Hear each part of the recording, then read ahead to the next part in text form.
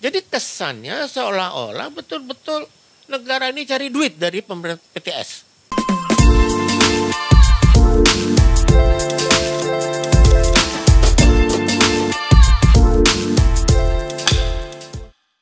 Action. Assalamualaikum warahmatullahi wabarakatuh. Tabi pun. Ya pun. Apa kabar sahabat-sahabat podcast Malhayati? Semoga sahabat-sahabat podcast Malhayati dalam keadaan sehat dan dalam lindungan Allah Subhanahu wa taala. Baik sahabat-sahabat podcast Malhayati atau kita sebut saja sahabat Putmal. Ya, jadi sahabatnya podcast Malhayati. Pada kesempatan kali ini kita kedatangan narasumber yang tentunya sudah tidak asing lagi bagi sahabat-sahabat podcast Malhayati. Langsung saja kita sapa narasumber kita yaitu Rektor Universitas Malhayati Bapak Dr. Ahmad Faridz, Dokter Magister Manajemen. Assalamualaikum warahmatullahi wabarakatuh. Tabi pun. Iya pun. Pak, apa kabar Pak? Alhamdulillah, baik. Alhamdulillah baik ya Pak ya, sehat ya. Sehat, Alhamdulillah sehat-sehat aja. Kalau tadi saya sudah tanya kabarnya Pak Rektor, sekarang mau saya tanya kabar siapa coba? Kabar tentang mahasiswa baru. Karena kan kita sekarang masuk tahun ajaran baru ya Pak ya. Iya betul. 2022-2023 ya Pak. Kalau menurut Bapak bagaimana kabar mahasiswa atau penerimaan mahasiswa baru di Universitas Malhayati, Pak?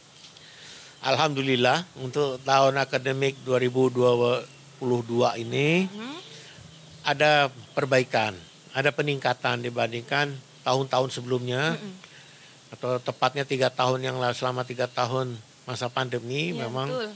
jumlah mahasiswa sangat menurun drastis.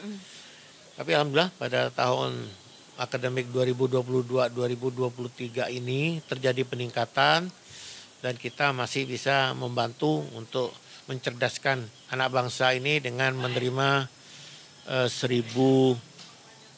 hampir 1.600. Wah, luar biasa. Ya, 1.600 Universitas Malhayati baru, 1.000 lebih ya Pak ya? Alhamdulillah. Lumayan besar Pak untuk kenaikannya. Padahal kemarin kalau tidak salah kan kita di masa COVID lumayan mengalami penurunan ya Pak ya. Drastis ya, 50%-nya. Kalau mengenai seleksi mahasiswa baru ya Pak, kalau di negeri kan seperti yang kita tahu mereka itu banyak tahapan dalam penerimaan seleksi mahasiswa. Menurut Pak Rektor sebagai pengelola perguruan tinggi swasta, kita menyikapi seleksi mandiri atau mahasiswa baru yang diseleksi mandiri tapi pada perguruan tinggi negeri. Sedangkan yang kita tahu perguruan tinggi negeri ini tanpa seleksi mandiri saja sebenarnya peminatnya sudah banyak gitu Pak. Betul. Kemudian kenapa harus ada lagi seleksi mandiri, katakanlah seperti itu. Bagaimana tanggapan Pak Rektor Pak? Ya, memang inilah kami perguruan tinggi swasta khususnya seluruh Indonesia ya, bukan hanya Malhayati saja atau di Lampung saja, tapi seluruh Indonesia. Memang ini menjadi satu tanda tanya besar sudah sejak lama. Sejak adanya seleksi mandiri di perguruan tinggi negeri ini. Kenapa demikian? Karena perguruan tinggi negeri ini sudah mempunyai beberapa tahap penerimaan. Ada yang seleksi nasional masuk perguruan tinggi. Ada masih lagi berikutnya ada seleksi bersama masuk perguruan tinggi negeri. Semua berdalih itu penerimaan kewenangan rektor. Masih ditambah lagi terakhir seleksi mandiri. Yang seleksi mandirinya juga dipisah. Ada seleksi mandiri akademik sama seleksi mandiri untuk vokasi. Sehingga akhirnya kesannya nggak selesai-selesai penerimaan mahasiswa baru di perguruan tinggi negeri ini. Sampai akhir semester masih ada penerimaan kira-kira begitu. Betul. Sedangkan kalau swasta terlambat melaporkan ke pemerintah, ke Kemendikbud melalui LLDikti jumlah data mahasiswa baru yang biasanya hanya dituntut sampai bulan Oktober. Tidak diakui, tidak bisa dapat NPM. Sedangkan PTN itu tadi bisa berlanjut selama dengan dalih untuk bisa menjaring mahasiswa yang mempunyai potensi-potensi tertentu. Loh kenapa enggak itu diatur di SNPTN atau SBMPTN-nya? Ya, betul. Kalau memang akan menjaring mahasiswa yang khusus. Tapi prakteknya kan tidak. Ternyata memang biaya yang lebih besar. Ya. Rupanya untuk menjaring dana. Padahal di satu sisi PTN sudah mendapatkan bantuan biaya operasional dari pemerintah. Sehingga disiasatilah macam-macam, PTN disuruh membuat PTN BH, berbadan hukum, supaya bisa ngelola duit banyak-banyaknya dengan bebas. Kalau di PNS, di PTN, memang dosennya memang sudah nggak perlu cari duit lagi, sudah dibayar gajinya. Dibayar dengan negara mau ya Pak gedung ya. bocor, cat rusak pun apa sedikit baret sedikit atau beli mobil sebanyak-banyaknya juga sudah bisa dari pemerintah. Nah ini mungkin sebagai gambaran mengapa sangat berdampak sekali penerimaan mahasiswa. Kemudian kalau harapan sendiri dari Pak Rektor kaitannya dengan katakanlah tadi seleksi mandiri untuk perguruan tinggi negeri, baiknya ada atau tidak ada Pak? Atau ya sudah yang tadi Bapak bilang kalau mau fair aja kita semuanya ya gitu. Ya nggak usah ada. Karena itu sudah jelas-jelas membuka celah untuk orang berbuat tidak benar. Karena dalihnya tadi dengan dalih untuk menambah dana, menambah pemasukan. Ya otomatis yang mengelola juga akan berpikir, loh kenapa saya juga nggak dapat lebih besar?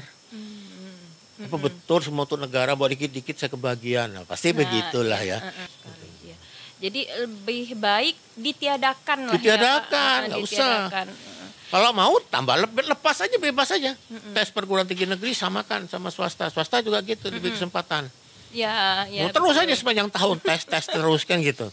Jadi lebih fair gitu ya Pak. Jadi lebih baik karena bukan kita menutup peminat untuk ke sana, tapi kan sudah ada jalurnya yang lain kan ya Pak. Bukan berarti kita ini karena perguruan tinggi swasta merasa ketanganan jealous gitu, bukan soal jealous karena mereka sudah ya Pak, sudah ada tahapan sebelumnya untuk penerimaan mahasiswa. Kalau penerimaan mahasiswa baru, jumlah mahasiswa baru itu mempengaruhi tidak Pak tentang akreditasi perguruan tinggi? Iya. Sekarang masuk ya, Pak, di dalam salah satu poin dalam penilaian akreditasi. Bahwa penurunan penerimaan mahasiswa baru itu ada ketentuannya, tidak bisa lebih dari berapa kalau nggak salah lupa saya 20% atau. Jadi penurunan yang demikian itu akan mempengaruhi terhadap akreditasi nilai akreditasi perguruan tinggi. Betul. Sedangkan akreditasi kita ini kalau perguruan tinggi itu kalau saya tidak salah ya Pak, koreksi ya Pak kalau salah. Kalau dulu kan itu yang badannya adalah BAN PT. Kemudian sekarang berubah menjadi LAM PT atau Lembaga Akreditasi Mandiri Perguruan Tinggi. Kalau dulu mungkin sahabat-sahabat Potmal tahu bahwa dulu akreditasi di BAN PT itu tanpa biaya ya Pak ya. Kalau tidak salah itu tidak ada biaya karena memang ditanggung oleh pemerintah. Kemudian sekarang muncullah isu LAM PT ini melakukan akreditasi dengan adanya pembiayaan. Itu betul atau tidak Pak? Adanya pembiayaan untuk akreditasi prodi atau perguruan tinggi gitu. Ya, betul. Jadi sejak tahun 2022 ini sudah berlaku bahwa penyelenggaraan akreditasi untuk program studi sebagian besar itu dilaksanakan oleh lembaga akreditasi mandiri perguruan tinggi. Nah, lembaga akreditasi mandiri perguruan tinggi ini menerapkan sistem berbayar yang ditanggung oleh perguruan tinggi swasta. Ditanggung oleh perguruan tinggi swasta itu ya Pak? Yang akan mengajukan akreditasi atau program studinya lah. Iya. Nah, jadi ini yang jadi masalah sekarang bahwa tidak semua program studi itu kaya. Ya, betul. Nah kalau mahasiswanya mereka hanya punya satu program studi level vokasi, mahasiswanya hanya 200 atau 300, membayarnya puluhan juta. Itu untuk satu prodi itu ya Pak? Satu prodi. Bahkan ada yang 84 juta. Nah itu bisa dibayangkan. Hanya berlaku untuk 5 tahun. Dan tidak ada jaminan nilainya baik. Atau baik sekali. Bisa saja dia tidak terakreditasi. Sudah bayar. Sudah bayar Pak. Sudah bayar. Gitu. Nah ini satu fenomena yang aneh menurut saya di zaman modern ini. Kenapa saya katakan aneh?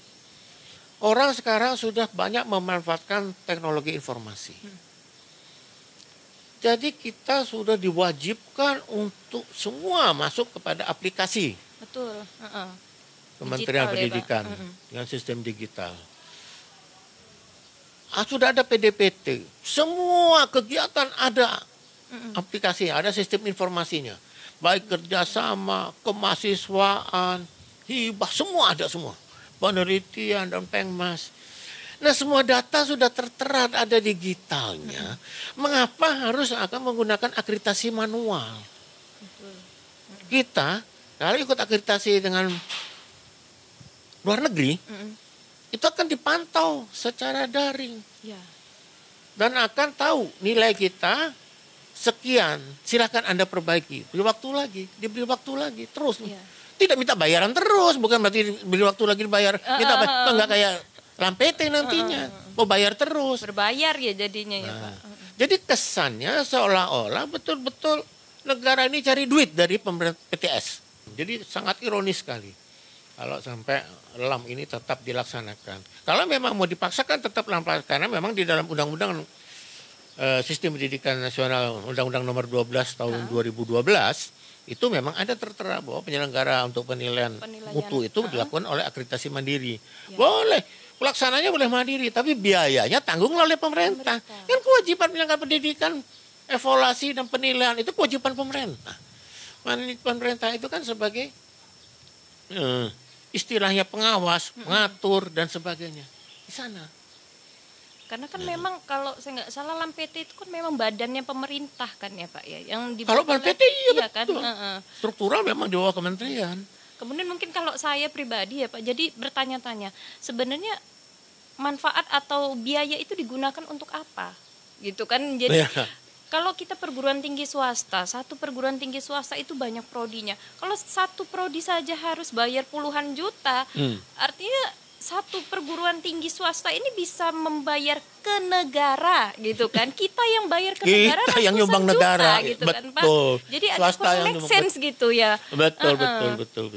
Kemudian kita juga membayarnya dampaknya ke siapa, ke mahasiswa. Kalau menurut Bapak kebijakan yang tadi dari LAM-PT berdampak sekali tidak Pak untuk kita sebagai perguruan tinggi swasta? Ya, sangat berdampak sekali. Jadi contoh sekarang yang sudah berjalan cukup lama adalah LAM-PT KES. Itu banyak sekali berdampak pada perguruan tinggi swasta akhirnya terlambat mengajukan. Itu sudah berjalan. Yang sekarang dikembangkan masuk menjadi LAM-PT semua. Semua program studi.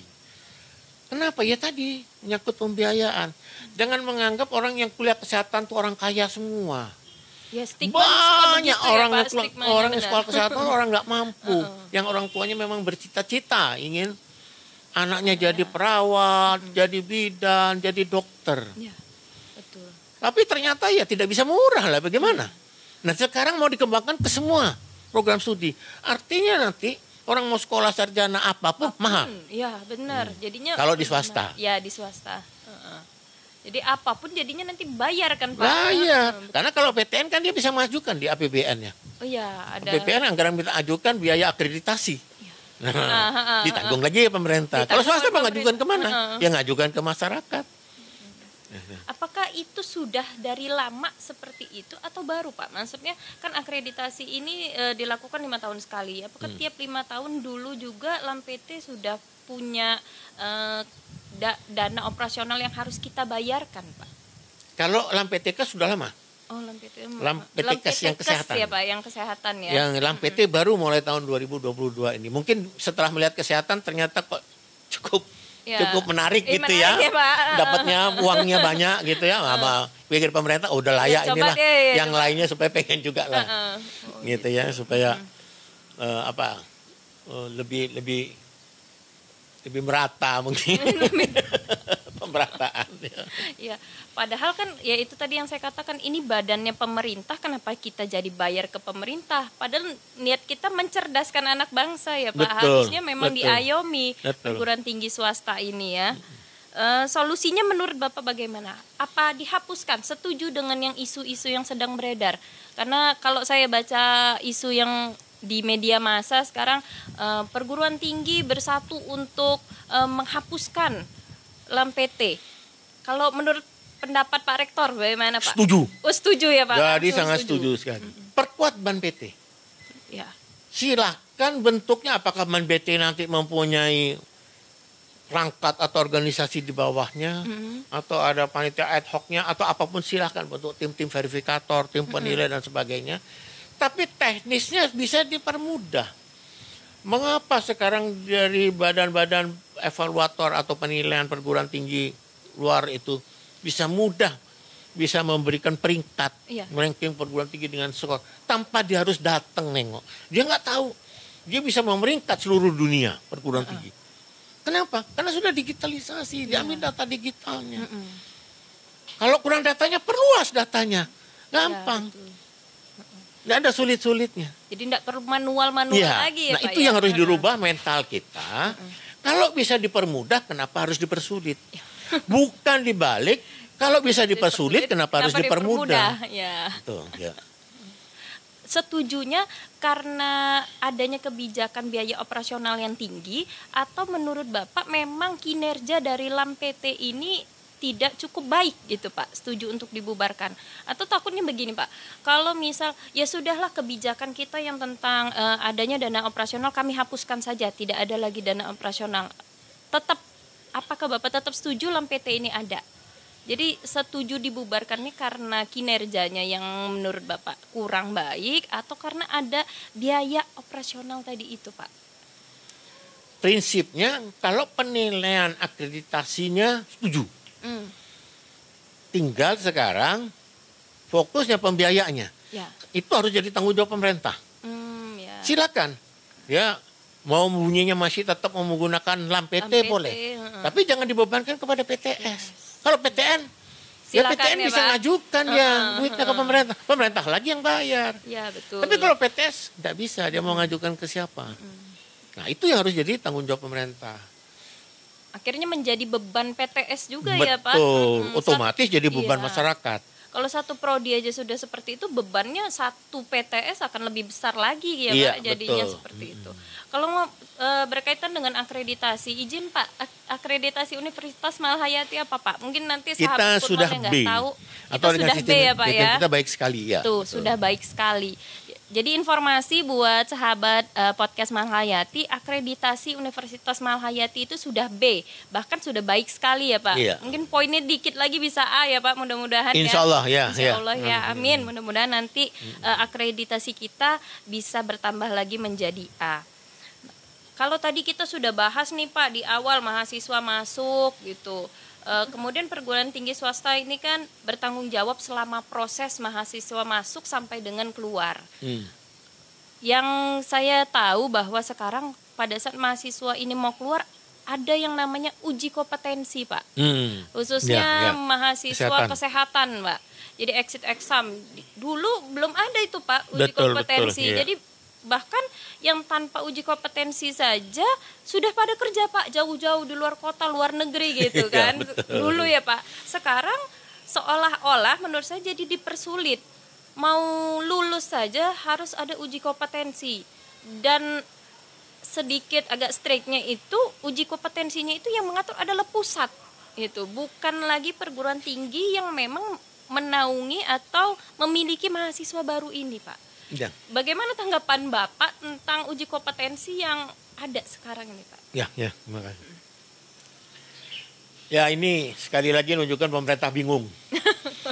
Galau Jadi, Pak kalau pemerintah galau lah ya, istilah kerennya sekarang istilah pemerintah galau.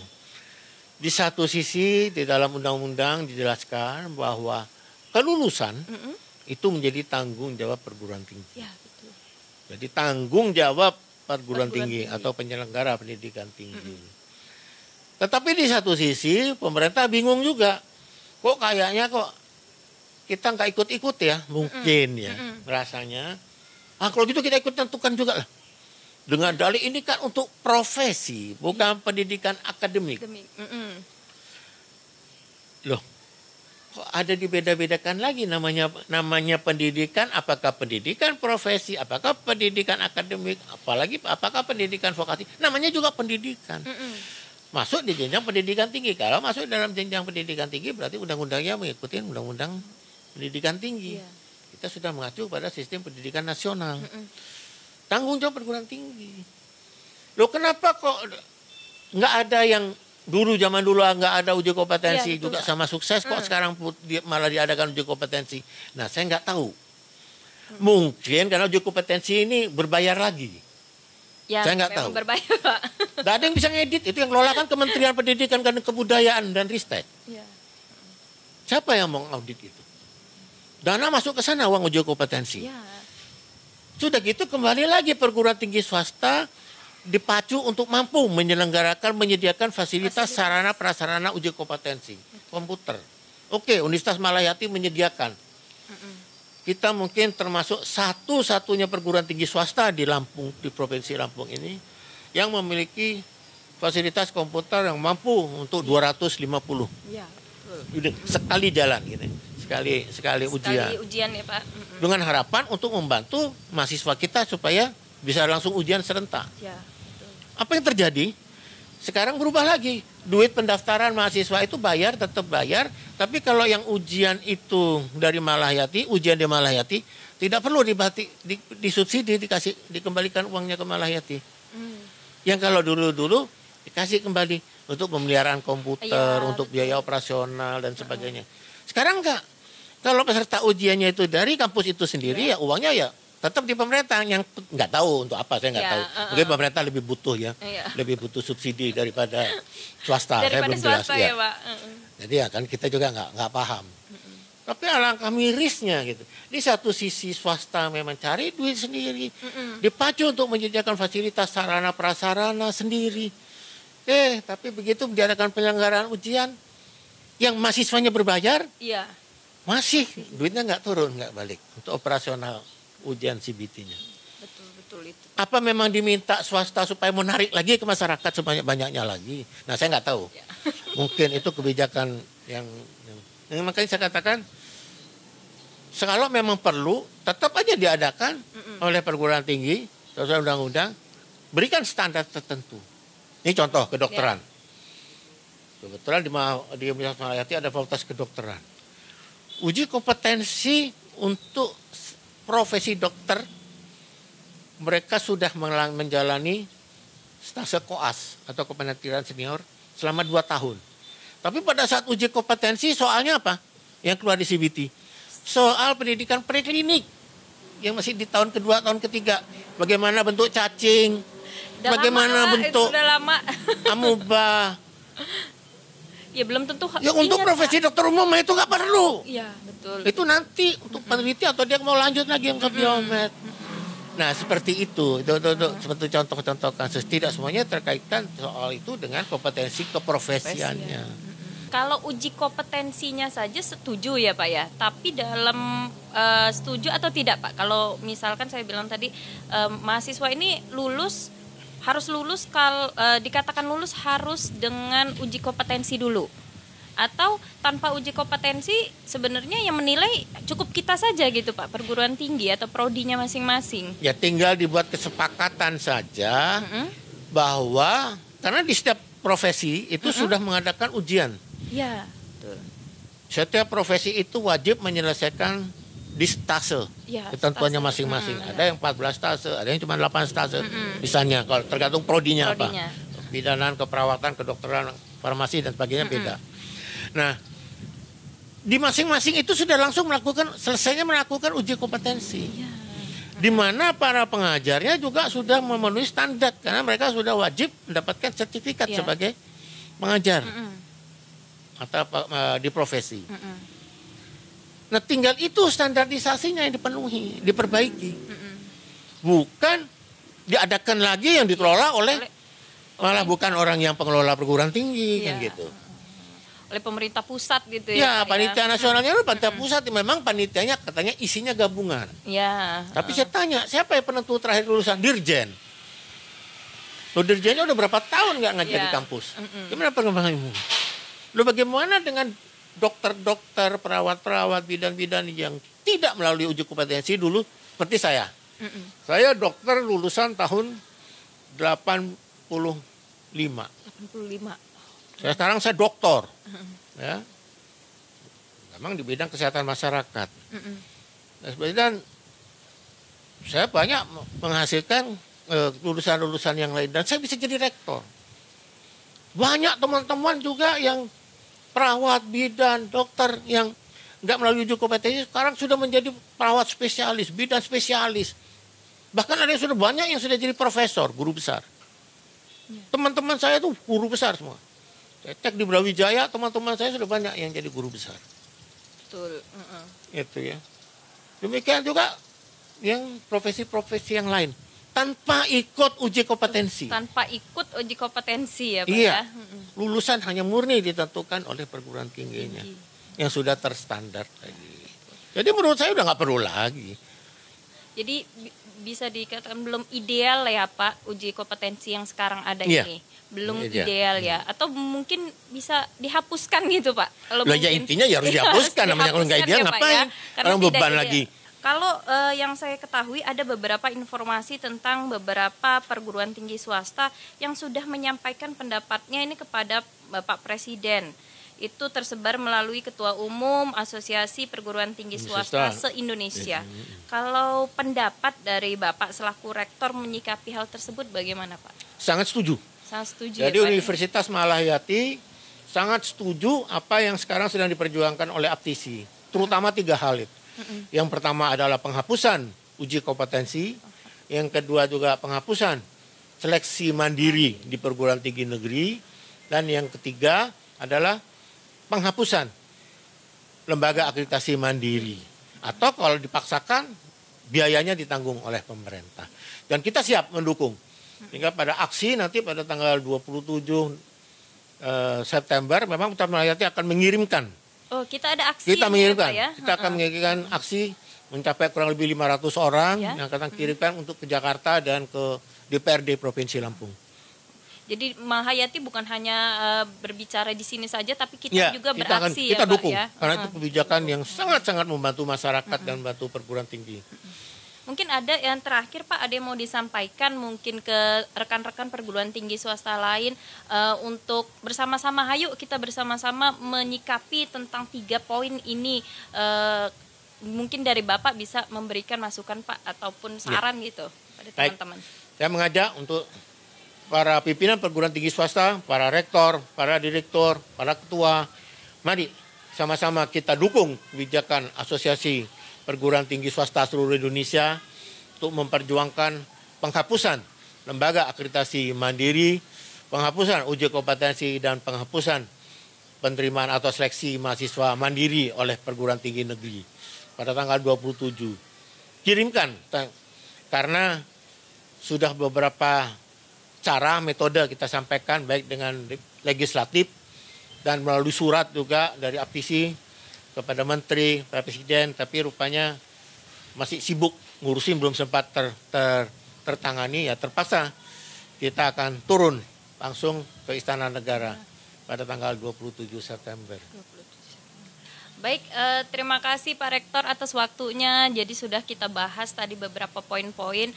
Kita nantikan ya Pak aksi dari seluruh perguruan tinggi swasta bersatu untuk menghasilkan mahasiswa dan harapan-harapan yang tadi kita capai itu bisa tercapai. Ya, betul, gitu betul. Ya, Pak. Sekali lagi terima kasih Pak Rektor atas waktunya sudah mengganggu mungkin kesibukannya. Saya cukupkan ya Pak untuk podcast kali ini. Baik sahabat podcast Malahayati, tadi sudah kita bahas beberapa poin penting pada pembicaraan kali ini. Yang pertama itu tentang penghapusan atau pembubaran LAM PT yang tidak sesuai dengan apa yang diharapkan. Kemudian yang kedua adalah tentang penghapusan seleksi mandiri untuk mahasiswa baru di perguruan tinggi negeri. Dan yang terakhir yaitu penghapusan tentang uji kompetensi. Mungkin itu saja pembahasan kita pada hari ini. Saya Rika Yulendasari selaku host, pamit undur diri. Wassalamualaikum warahmatullahi wabarakatuh. Waalaikumsalam warahmatullahi wabarakatuh.